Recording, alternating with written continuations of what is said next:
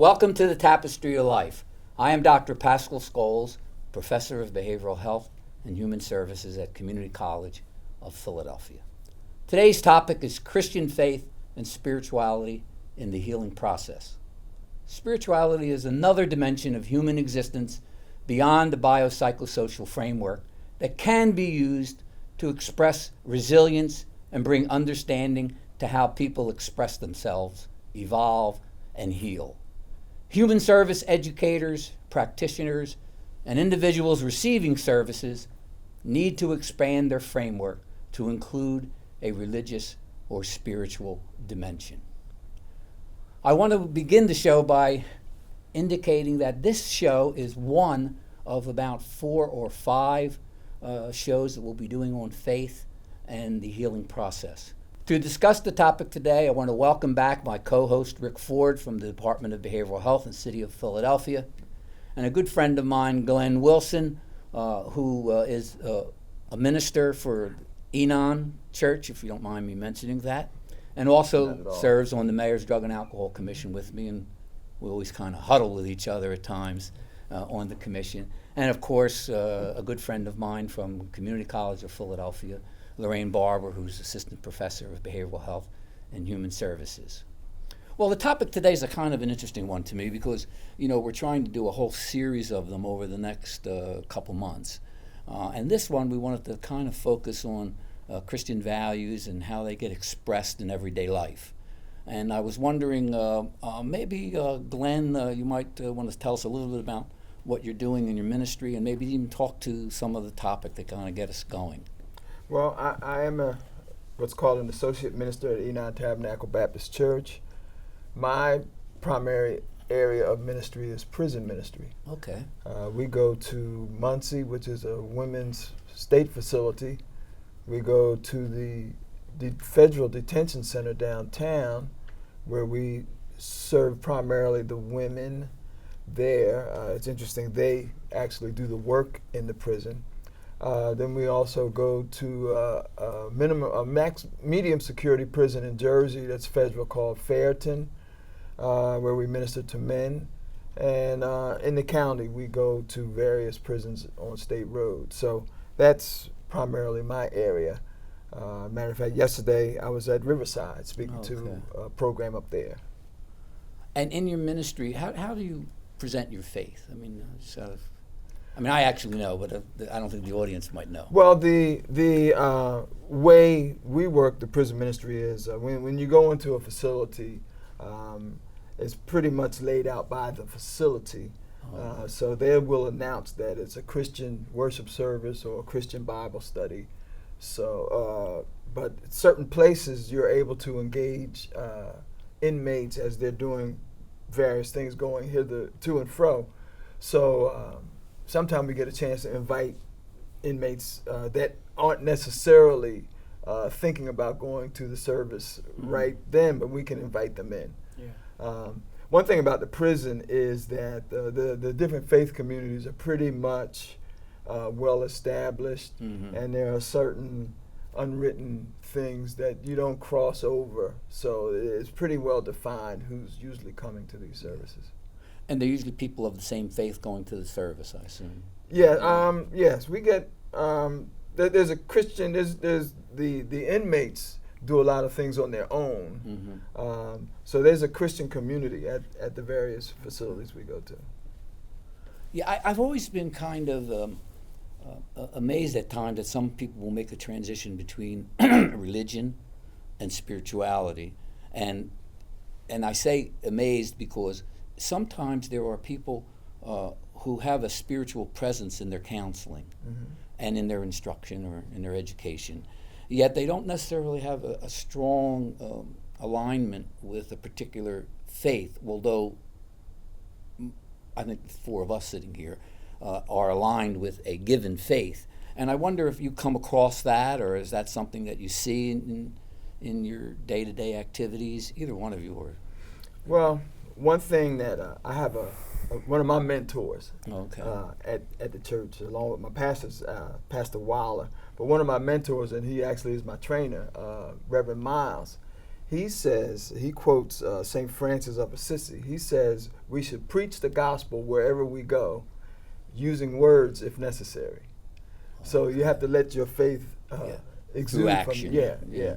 You have to let your faith just come out of you when you're outside the walls of the church. Certainly, I'm a believer. I believe in Jesus. I'm a believer in the Bible. Mm-hmm. But when you encounter people on the street, they don't want to be beat over the head with Scripture.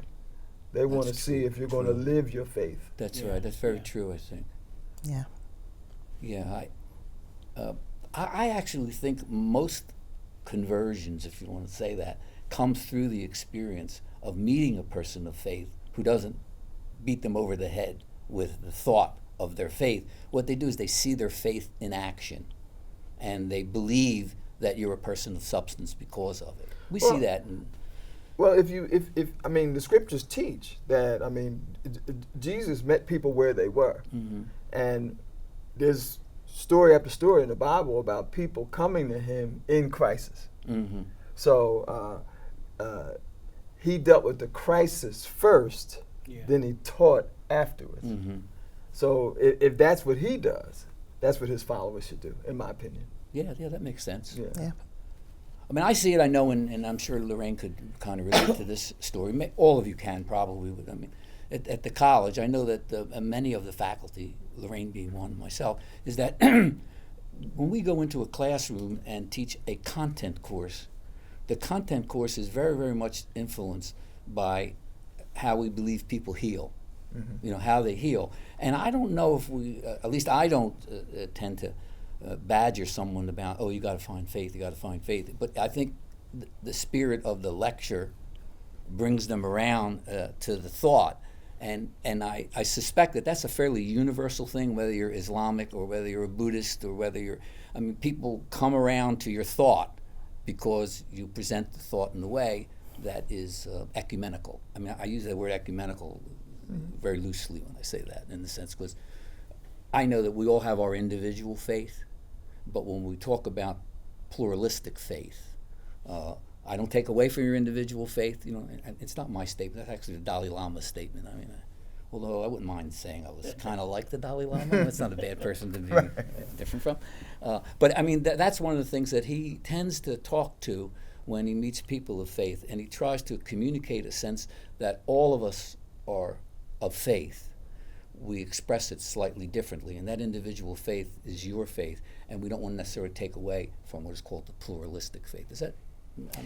Yeah, I think that just to kind of concur with what has been said, when your faith is just the things that you strongly believe in, and we all believe in something. So coming into the classroom, for example, I am bringing my Christian values and my Christian faith, and I'm also encountering people who have their values, which may be Christian or otherwise, and having to sort of mitigate what that looks like so that everyone benefits. However, how students are going to perceive you is going to have a lot to do with how you are presenting yourself. And I think if you're presenting yourself with integrity, when you present yourself with expectation of excellence, when you present yourself with allowing people to be accountable for what they do and what they don't do, and having a high standard, in essence, for me, that is the practice of my Christian faith. So there are many ways that your Christian faith is exemplified as a instructor, for example, in the classroom. And I would probably think, and I guess you will, I think you will agree with me, I think if I closed my eyes and I had people of the Jewish faith here, or of the Islamic faith, the people who are effective have the same kind of general story. Does that make sense? It makes sense to me. You know, I was just listening to both of you guys, and one of the lines that we use in the recovery perspective is, they say, in order to grow spiritually, you need to be honest about your beliefs. So when I tap into my belief and my faith, it's based on my experience and the folks who I've listened to closely to lead me in the direction where I want to go. So you know, this topic is a great topic for a lot of people, but in these days and times, folks need to really tap in more deeply about what they believe in. Yeah. Well, I think that, Rick, that's true. I think that, however, when you say you believe something, it has to manifest itself. So you have to be very intentional when you're in an environment that you're not just saying that you're something and then it doesn't reveal itself. So for me, again, coming back to the classroom environment, I am very intentional when I'm in that classroom that my faith is revealing itself without necessarily having to speak about it in that environment. So I don't disagree that there are other religious groups that might believe the same thing, but there are some people who honestly believe in that separation, which means when they're coming for perhaps into that classroom, they are purposefully not trying to live out that faith. And I don't necessarily believe that, and I don't operate from that perspective. I operate from the perspective that because being a Christian is who I am, it's not what I do. And so what I do is just sort of the outflow of who I am. Being a Christian. So if it's not anything that I check when I get to the door, like, Right. okay, I can't speak about Christianity, or I can't, although I may not in this liberal environment be able to speak it because there are obviously boundaries. My life is what I'm hoping shows up. And if that's a sincere life, then that is what people will see. That's exactly right. And sometimes we make a distinction, and I make it clearly, at least when I teach the faith-based course at the college here, is I make a distinction between pastoring and counseling. I mean, there is a lot of counseling that goes in pastoring, but we're not all pastors in the classroom. I mean, I don't know if that makes sense, but it makes sense to me. And so people sometimes would say, well, that's a pastoral counseling program, isn't it? And I said, no, we're not, it's not a pastoral counseling program. It's a behavioral health program that takes into consideration not only the biology and the psychology and the cultural issues of instruction, but also one to deal with spirituality. And that's, I think, one of the negative things that have happened with the science of Western psychology. They've actually ignored a large body of information about how the spirit can help people. I mean, Absolutely. And I can only find it in places like Carl Jung. I talk about Freud, Adler, and Jung. Freud and Adler were a certain way in that triumvirate, so to speak. And Jung was the Christian of the three, who really felt that culture and spirituality are variables, and had a very heavy influence on AA. If you remember the original work of AA, in the sense of Bill W. and how Bill W. spoke to a letter, that correspondence that went back and forth between the original founders of the Alcoholics Anonymous movement, and he called the disease of addiction, or of alcoholism he was talking about at the time, a spiritual disease, and that's how he wanted to focus on it. Well, that was real comforting to the 12-step movement, if you know what I mean. And he was always considered to be a friend because he accented the spiritual space that we live in. And for all of us, some of us who are here, who are in recovery, spirituality is a fairly common experience for us. I mean, we don't see it as antagonistic toward healing. No, I mean, spirituality can be as simple as when you are debating about whether or not to go to a meeting. Right. And you decide to go, and then the speaker taps into exactly where you are. That's spirituality. And certainly, I appreciate Dr. Bob and Bill W. when they made the language in AA not religious. Yes. But they did come out of the Oxford group. That's right, the Oxford group, and the 6 tenets of the Oxford movement. And they came out of it, and really one of the reasons they came out of it is because people weren't practicing what they read. So once again, it talks about the importance of, if you espouse a belief, then you should, once it comes out of your mouth, people are holding you to that. Some because they want to be like you, others to say, well, you're supposed to be a Christian. Yeah. But you're supposed to, once you put it out there, you should live it. My pastor teaches that as a minister at our church, I'm never not a minister. That's right. True. Yeah. That's exactly right. so that you are, again, living your faith. And it's a living faith. And I think that just to talk about some of the students who obviously are coming through our program, Behavioral Health Human Services, coming out of the alcohol and addiction experience, are oftentimes looking for healing through education. And they're looking for excellence where it may or may not have been in their lives before. So again, how you're communicating, how you're interacting with people who have had a lot of trauma for one reason or another, and not just obviously drug and alcohol, but traumas of all type. We Domestic see violence, domestic you name it, violence. it's there. Just any number of situations that people are coming from, that you have intentionality when you're in that class, and that you have awareness, and that you have sensitivity to the issues that people are coming from. And I think that, not that it's not something that a person without a spiritual background could have, but I think it's I'm heightened in my sensitivity to the needs of the students coming with various backgrounds, because I do see it just beyond just the educational experience, but the life experience. I want to have an impact on their lives going forward in such a way that they will then go forth and make a difference as well. True. And that's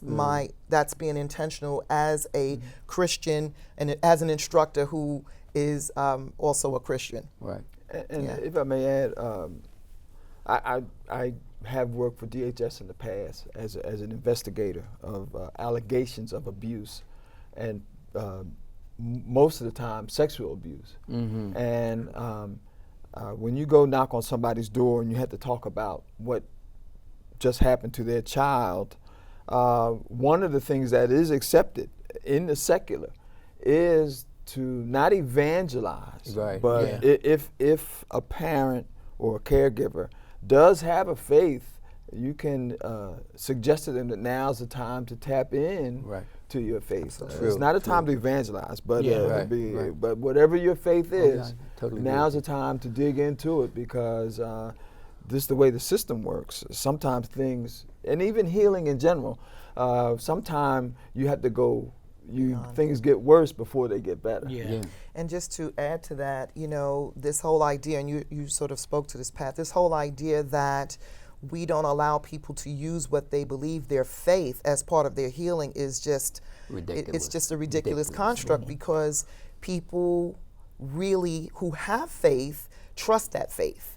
They trust that that faith is part of their healing, and get great results and great satisfaction from accessing that Sure. faith. So it makes sense that when you understand that people have a faith, that you allow them to exercise that faith and to tap into that faith, and not just use what might be the theoretical constructs of helping and counseling in and by itself, because there is that layer that people will get great benefit from as a result. Sometimes the idea is to move people back to their spiritual and religious communities as a way of them getting healing, and that could be with or without the counseling component. Sometimes what Yeah. people need is to be moved to their healing communities. And that's where their strength and that's where their resolve comes, and that's where they get grounded and are able to move forward as a result. So I really believe that, and think that that's a very important piece. When I grew, as most people know, I grew up in North Philadelphia and grew up in a Roman Catholic environment. And the thing that I really loved about that environment was that there was a sense of community around the church. I mean, and I would say that about the mosque, and I would say that about the synagogue. The more that there's a community around that experience, I think the more healing can take place. And and one of the reasons why we got involved in the faith-based certification process with the city is that there's a tremendous amount of people out there with skills, ministers, imams, rabbis, etc., who we attribute that they know a lot about how to counsel and help. And they do have some of those skills. But in reality, what the city is moving towards, and I think you'll attest to this in going out and doing some of the work, is that they need a little bit more training, because they're really the front line of attack. If you think of where the drug and alcohol field will be successful, or the behavioral health field will be successful, it'll be through the ministries. Yeah. It won't necessarily be through the outpatient treatment programs, because you're looking at a process that's going to take 10, 20 years. And, we talk about individual pathology, but really we're talking about community pathology. And we need to deal with the community in order to make life better for everyone. And that's a very, although I see it as a kind of a Christian thought, I think it's a fairly universal thought of healing. The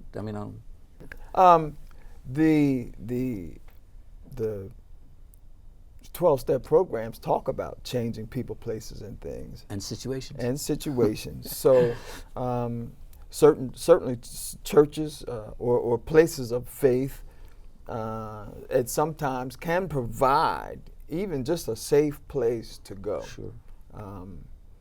Just going there Yeah. and being around people of similar beliefs it can be a safe haven because your faith is not static. And I would like to believe that my faith has grown over the last, during my recovery. But I'm glad that I had a place to go early on, because early on, at least my experience is that idle time is your enemy. Yeah, that's true. And and there's also like a misnomer out there that 12 steps is only a Christian issue. I think it started with Christians, but I remember going to a workshop with Rabbi Twersky in Pittsburgh, Abe Twersky, who talked about the Talmud and how it relates to the 12 steps, and surely Buddhists around the noble places that they talk about hits that topic, and surely Islam around the 11th and 12th step. There's a lot of steps that we tend to identify it as a Christian movement, and it does have its historical roots there, but many of the faiths have talked about their faith in the context of what the 12 steps mean. Now, for me personally, I've always felt that it's a way of living. Yeah. We tend to have it identified with a group of alcoholics or drug addicts or NA or AA, but in reality, think about it. First 3 steps, God. Making amends. Think about it. Giving back.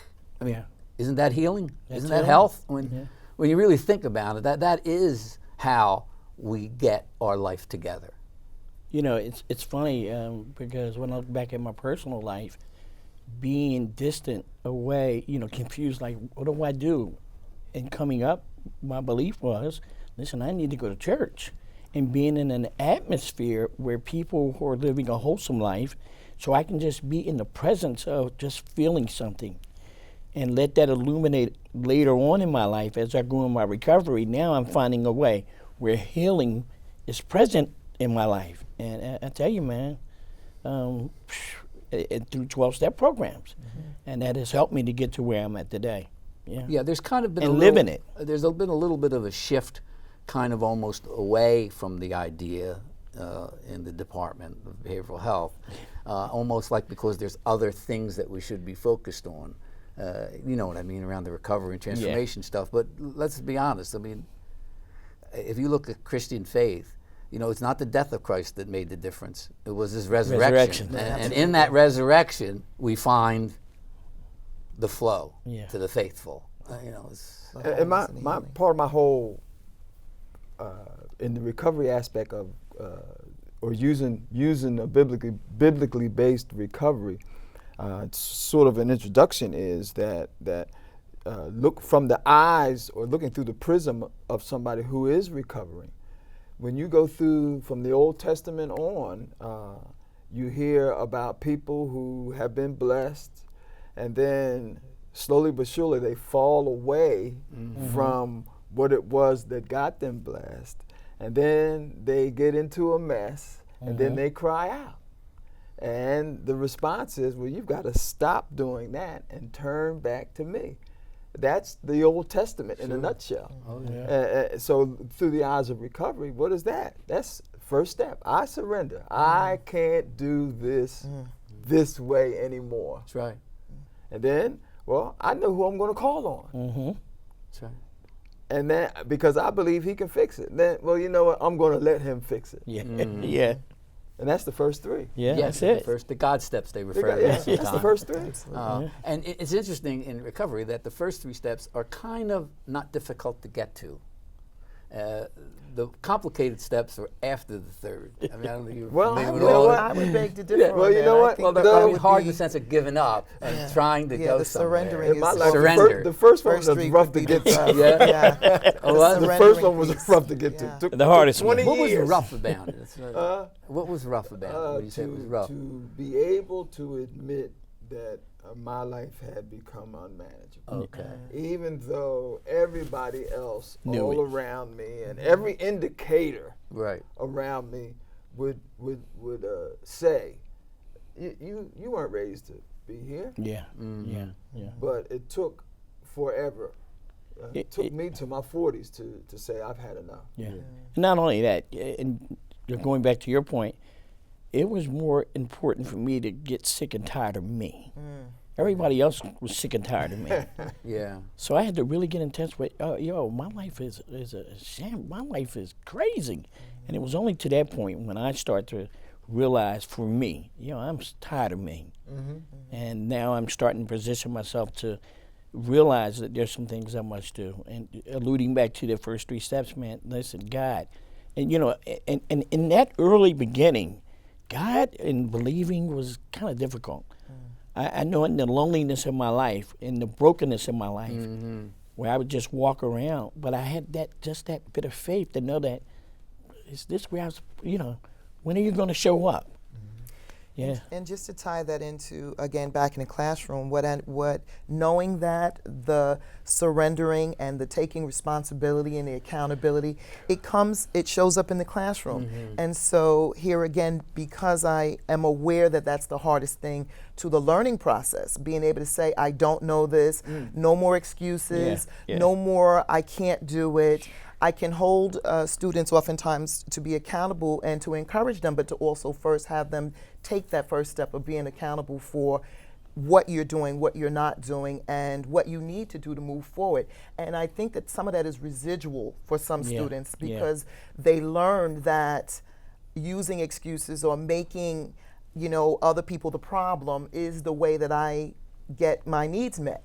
And for me, I oftentimes have to say, no, what we're going to do is, and move them from that thinking, but I'm doing that from the context of knowing that that's where people struggle in their spirit, that's where people struggle Yeah. in their understanding of themselves. It transcends just what is, again, the book knowledge. It's my awareness of how people are wired and the things that break them and keep them broken. And I'm always trying to move students toward wholeness and healing in themselves, with knowing that education is part of what they're trying to attain at this point, but a lot of them are still struggling with the wholeness and healing piece. Yeah. And you have to help them through that by encouraging them and not allowing them to use it as a excuse to not move forward. And agreeing with you and adding that it is the church experience, especially in the African American community, or people view the African American church experience as an emotional one.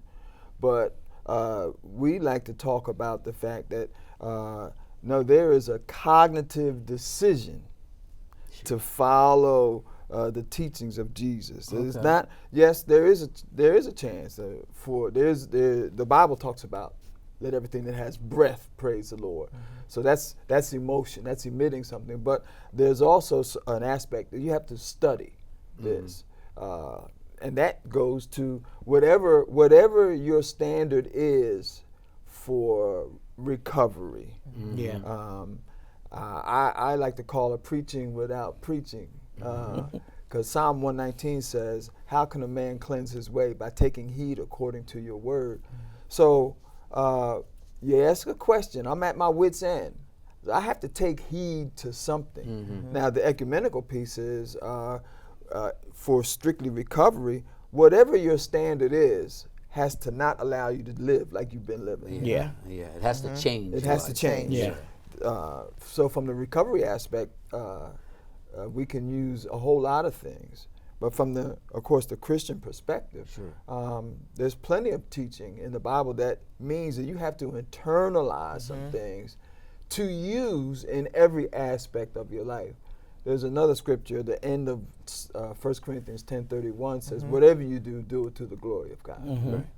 And even a little light note on that, my buddy and I, Reverend Miles and I, were the one marathon I did finish. I got a sermon out at mile 22 of the marathon. I got a sermon. Oh, so okay. part of that. Took you 22 miles to catch Well, that because sermon. the Bible says, lay aside every weight Oh, Yeah. okay. and the sin that will so easily beset you, and run the race that is set before you. And at mile 22, we saw some stuff on the side of the road of the course, some brand new stuff that somebody had thrown away. And of course, the spiritual connection is somebody had to decide that if I don't get rid of this right now, Yeah. I'm not going to finish The race. Okay. Yeah. Yeah. Yeah. Yeah, see, those spiritual connections, I mean, again, Yeah. today we're talking about it in the context of our Christian faiths. But again, and not to, because I want to keep kind of a little bit of the same theme going, they're in all the faiths. It's a matter of tapping into it. Whether it's in the Talmud or whether it's in the Quran or wherever it is, they're there. And it's that commonness that really binds all of our spaces kind of together. It's when you preach it too much To that you get evangelize. you And that's evangelize. You get trying to yourself in trouble. evangelize. I mean, in the black community, Yes. there are a multitude of issues that all faiths can work together on, such as, look, we have an election coming up next month. Right. You get your folks out to vote, and you get your folks out to vote, and I'll get my folks out to vote. Whoever has the influence in that specific community, you get them out to vote. Now in that arena, we don't have to argue about which faith is better. Doing Absolutely. We're We just talking about getting out the vote. Yeah, because we're really talking about the things that, the thread that is common to man. And there are some things that are just common to us, Yes. regardless of what our beliefs are or whether we follow Christian faith or another faith. And there are places for evangelism that's appropriate, and there are times when you are the evangelist because you are. And if that's showing up wherever you are having an impact in your faith. That's right. When there's a disconnect is when you're saying you're something and there's no manifestation of it, regardless of what religion it is. So the idea is that where you are able to evangelize and it's appropriate, you should, if you're a Christian or whatever belief you have. That's your, I'm sure evangelism shows up in other religions as well. In an environment such as community college, I'm very clear about what my role is here, but I am the evangelist here in who I am. Right. And so there's not a difference in that sense. And again, there are the things that make us human that we can come around and sort of join forces, and that benefits the whole world because we're just being respectful and human and being dignified, and that is something that we should do regardless of Where what we our come faith from. is. Absolutely. Yeah, and then that's the common thread. That's the I common mean, thread. really, you know, and I suspect, you know, the reason why they say education is a dangerous thing, so to speak, is because it is dangerous, in the sense that the more you know, the less you need.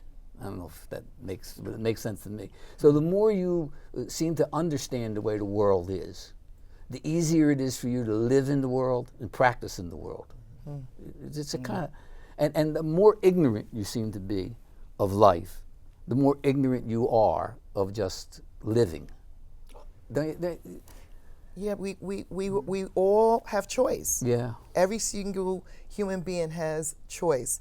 And what I've chosen, what we've chosen, the person who chooses not to choose, they have that choice. That's right. And what we're unable to do is force people to do what we want them to do. However, I don't think there will be a time when on this earth anyway where everyone is going to believe the same thing, but we pressed towards influencing people to believe what we believe in many different ways and without forcing people to believe what we believe, because we have choice. And when you have choice, you have to allow others to have choice.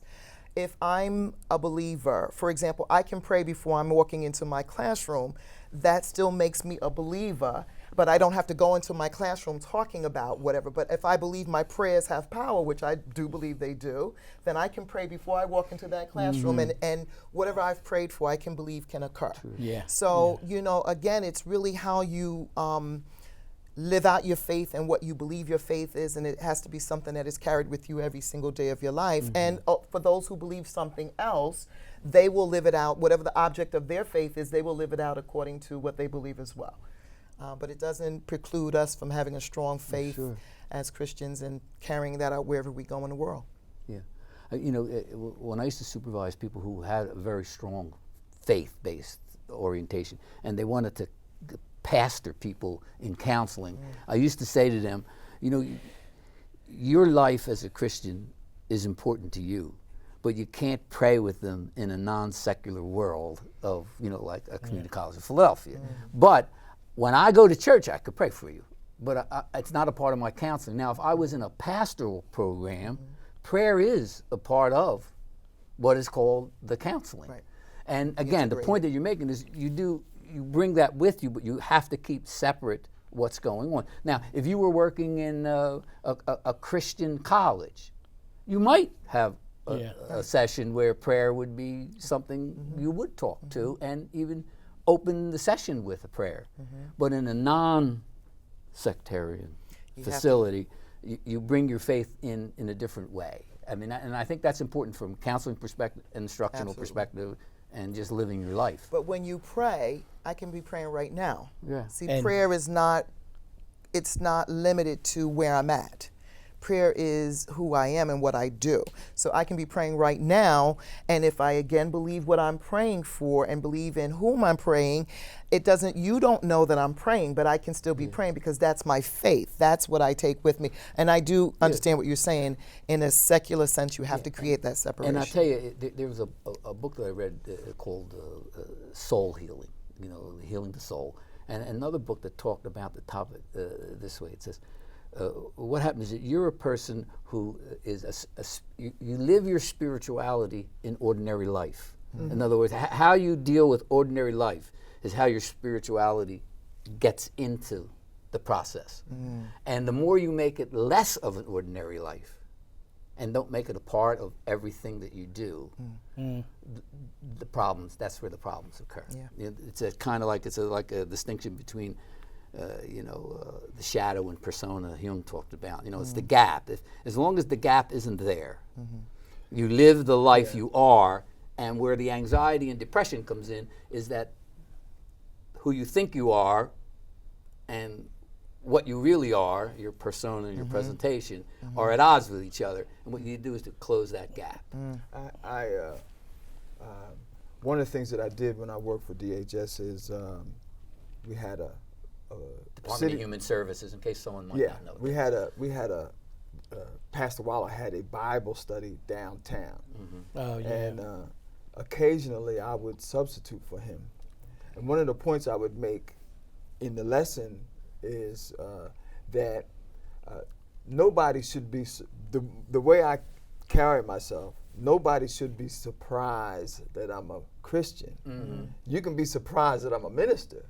But you should not be surprised that I'm a Christian or a person of faith. There's something that should not make people Shocked. shocked. Yeah. Shocked. And that's what you're talking about. Yeah. And then even if we bring it to the recovery aspect, I'm never not in recovery. True. So I have to make certain choices on a daily basis, and just living out my faith, and it's all intertwined for me.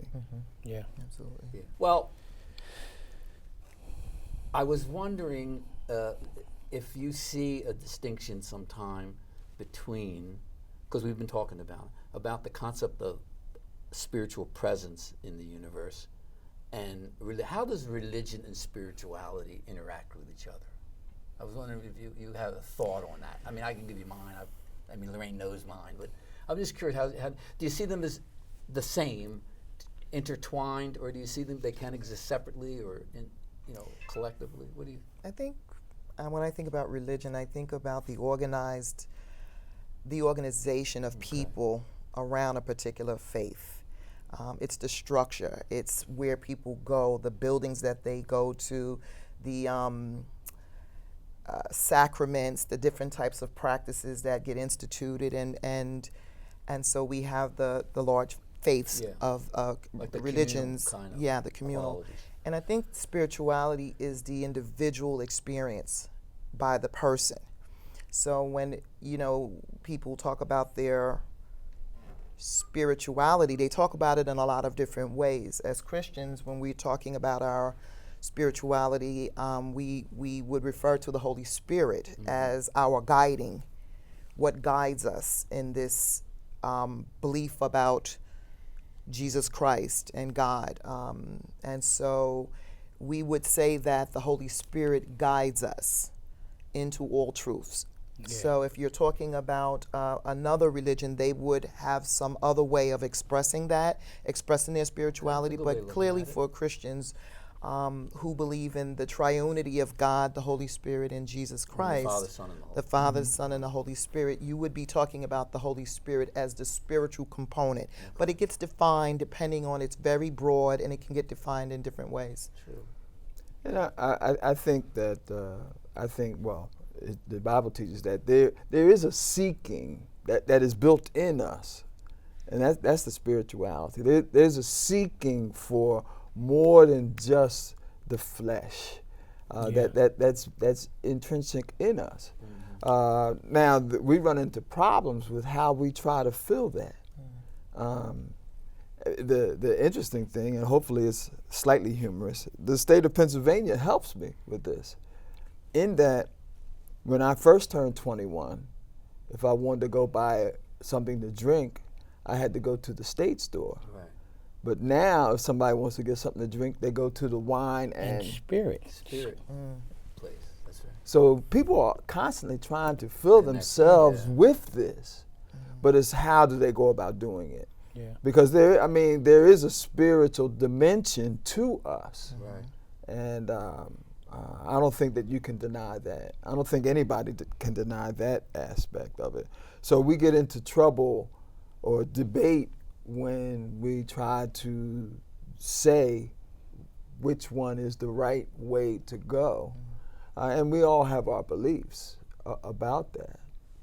I think it ties into just, as you were mentioning, that thing that is in humanity, in mankind, seeking for that meaning of life, seeking for meaning of life. And there are many branches of how people go about doing that. Yeah. And so, but there is a yearning, I Yes, believe, that's a good word. in mankind, humankind, to understand life and what life means. And that's always been, I believe, still is, and I believe will always be. And again, as Christians, you are moving in your belief of the Father, the Son, and the Holy Spirit, and other religions are seeking meaning for life in their own way. But we all are seeking meaning Sure. Yeah. Meaning in is- life. Viktor Frankl talked a lot about that. In the sense of seeking. Search for Meaning is one of his books, Yeah. actually. Wayne Dwyer, who's a fairly well-known psychologist that Right. you might be familiar with, he talks about the spirit in a way that he says, we're all spiritual beings having a human experience and not human beings having a spiritual experience, and which has tremendous implications when you look at it that way, because it goes to the issues of racism and color and all kinds of other crazy things that are out there.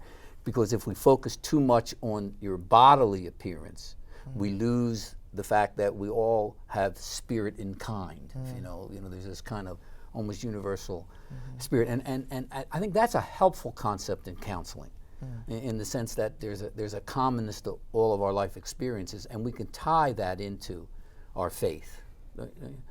I have I had an externship in chaplaincy at HUP, and pain and disease and loss Tie it. kind of narrows the gap between people a lot of times, in terms of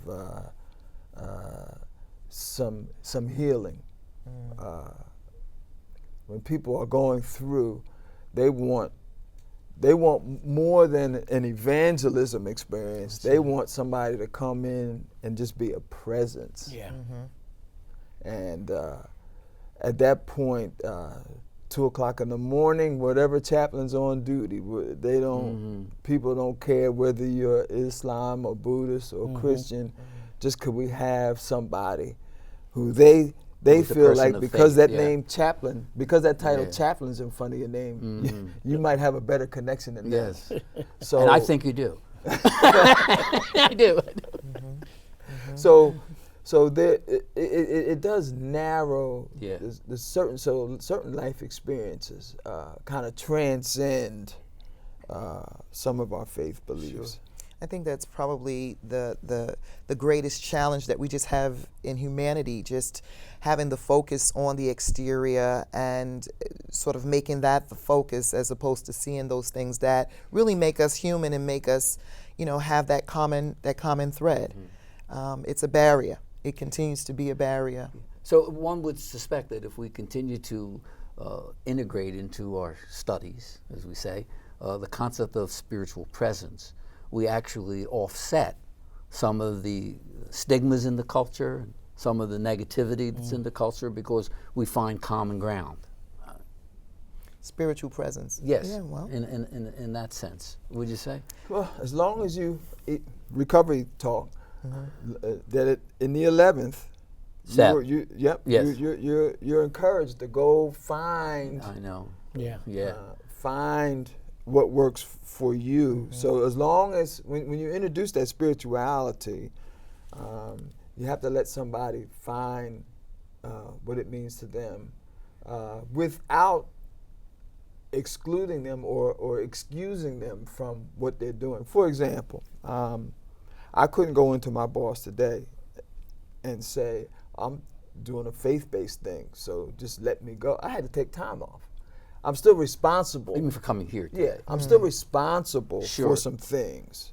So I can't let my faith doesn't get me off the hook Sure. for, Yeah. for things. Absolutely. Oh yeah, I didn't. That was. I No, wasn't- no, no. I'm saying Yeah, I wasn't going in that when you encourage, certainly you encourage students to bring the spiritual aspect into the classroom, but that doesn't mean that because we're of the same faith, I'll give you 5 points on that. Oh, No, yeah, I absolutely wasn't not. going that way. Well, if I can, Pat, if I'm thinking along the same lines that you're going with, so you're looking for that which is common, that we Right. could find common ground in. And because people are always going to be diverse and different, it's almost by default that commonality will be there. I think that in the classroom, where it's appropriate, where we're having conversations and dialogues, what students need to know and what I would be encouraging is that people understand that they have choice to explore that Yeah. which they believe is Good. true for them. And that doesn't diminish what I believe. That's right. The whole idea of what you believe, the thing that I think gets complicated is when other people are made to feel like they are forced to believe what you believe. But what I try to say to students is that you have choice. You can believe what you want. And here's where we learn to respect those differences. Right. I would like to believe that my life is an influence, that if someone wanted to know more about being a Christian, my life exhibits it, and that's something that they would want to come toward. But I am very aware that that is not always going to be true, and that other people will choose that which is their path that they find for themselves. And I'm okay with that, because that has always been, that is now, and that will always be. And so it's not mutually exclusive, is I guess what I'm trying to say, that I think that we have to be respectful in that way. In my individual life as a Christian, I can again pray for everyone to be a Christian. I can pray for the world to be a Christian, and that's my belief, me acting on my belief. And when I'm in the classroom, I am encouraging people to find what they believe in. And to follow that. Absolutely, path, and as you say. absolutely, and it's not mutually exclusive.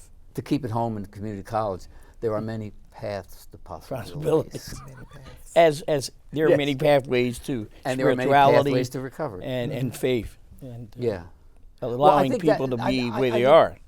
I think the point is well taken, Lorraine, when you say that life has many paths, and we have to find a path that at least has some commonality among that. We're not, see, some people will take a path that's evil and hurt people. So when we talk about paths, we're talking about paths that have some kind of mutual support, non-judgmental, and some kind of hope, and a kind of what we call a resilient, positive psychology approach to the world. I mean, a lot of what we talk about when we talk about faith, you'll find that in the whole issue of resilience. The people who are most successful Yes. are people who basically are resilient, that they don't stay negative, that they get positive, they have hope in their life. They tend to lose judgmental attitudes towards other people. These are all the universals that make you a resilient person. Wouldn't you I mean, these are, Absolutely. that's really what positive psychology is all about. Well, psychology, as with many sciences, are derived oftentimes from the spiritual realm, and from, even though it may not always be acknowledged. If you look at it historically, many of the things that we now call psychology are derivatives of spiritual beliefs. So they are not inconsistent as we tend to think of them. They just become their own separate entity. And there's always that sort of, if you're this, then it can't be that. But some things just support what is. Some things that are in the sciences support what is spiritual. They're not mutually exclusive all the time, but we've separated them over the periods of time to create them as their own entities. And I think that in that we can look for that which is common, because, and I think the more we understand what our spiritual side is and what we believe, and we have that faith and we're following it, we do begin to see that there are things that are very common, and we see some absolute distinctions. Yes. I think that there are some absolute distinctions, and I think the distinctions are where the battlefields always are, always have been, and will probably always be. But within that, there are the areas where we have, as a humanity, we have to continue to move in a particular path, I believe. Sometimes because I have all different friends in different, spaces, so to speak, in different religious and spiritual spaces, and I can't believe that at the end of my life that I won't run into a lot of them in what I conceptualize as heaven. I mean, I just can't imagine that, irrespective of how you conceptualize heaven, Christians conceptualize it one way, Islam, I think that the shock of our life is going to be that I want to see my Muslim friends, my Jewish friends, and my Buddhist friends, I think, in the same place. In the end. Well, in the end, I think. But I'm not sure. This will help you, Dr. Scholes. Okay. Wherever you wind up, there'll be some surprises there. Oh, yes, I'm sure there will be. Yeah, because I can't figure out what's, But when you think about it, there must be some common space, because we came from a common source, our humanity. I often wonder if the space that we live in, the spiritual space that we live in, and the spirit comes into our body, I guess the body is a way of reworking a little of your spiritual presence, because the experience has to value and go somewhere when the spirit leaves. And that's some of the hard language. Yes. That's hard language, and there are some absolute distinctions there. Yes. But from now until then, there is a whole lot of common space that we can operate in. Yeah. Right.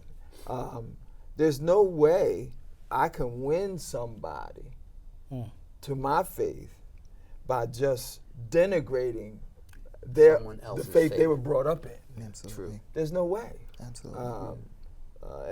So I have to be respectful, and when led, I can present some tenets of my faith. Yeah. But the main way to be is to just be the faith in your everyday life. Yeah. The key to that is in your everyday life. It really is a tremendously important idea. You know what startles me?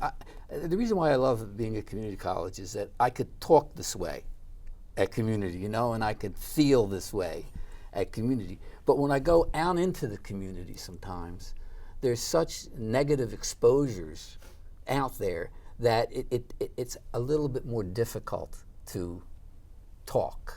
I don't know if that makes sense to me, but I don't know if it makes sense to anyone else. Well, I think community college is a microcosm of the rest of the society. We are here in this institution called college with great diversity, great differences in beliefs, great differences in backgrounds, great differences in educational experiences. We couldn't be more diverse than we see ourselves here at community college. But then when you're in the community, you're also experiencing great diversity. The world is diverse. We cannot move our way away from diversity. And I think our challenge is to figure out how we manage through such great diversity, and it is always in trying to find that which is common, I believe, without compromising your principles and your belief systems, and that is the dance that I think that Christians are engaged in, Muslims are more likely engaged in, any persons of faith would be engaged in that dance. I think that that's how it was always intended to be. It's where we find ourselves as humans. It's just a human experience. True. You sure you're not a minister? I'm joking. I am a I minister. know you are. I know we all are, in We a all sense, are. ministers of faith.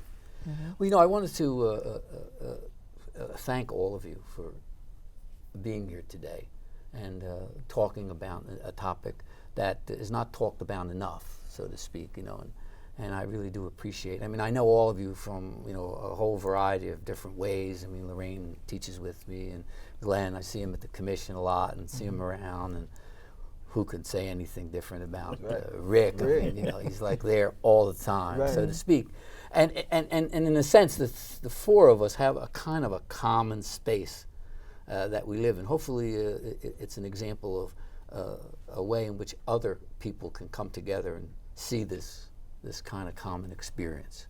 So I want to thank all of you. Really, it was really my a pleasure. helpful discussion. Thank you. Thank you. Well, this is all the time we have today. I'd like to thank my guests, as I've already done, Glenn and Lorraine, and of course Rick Ford, my co-host.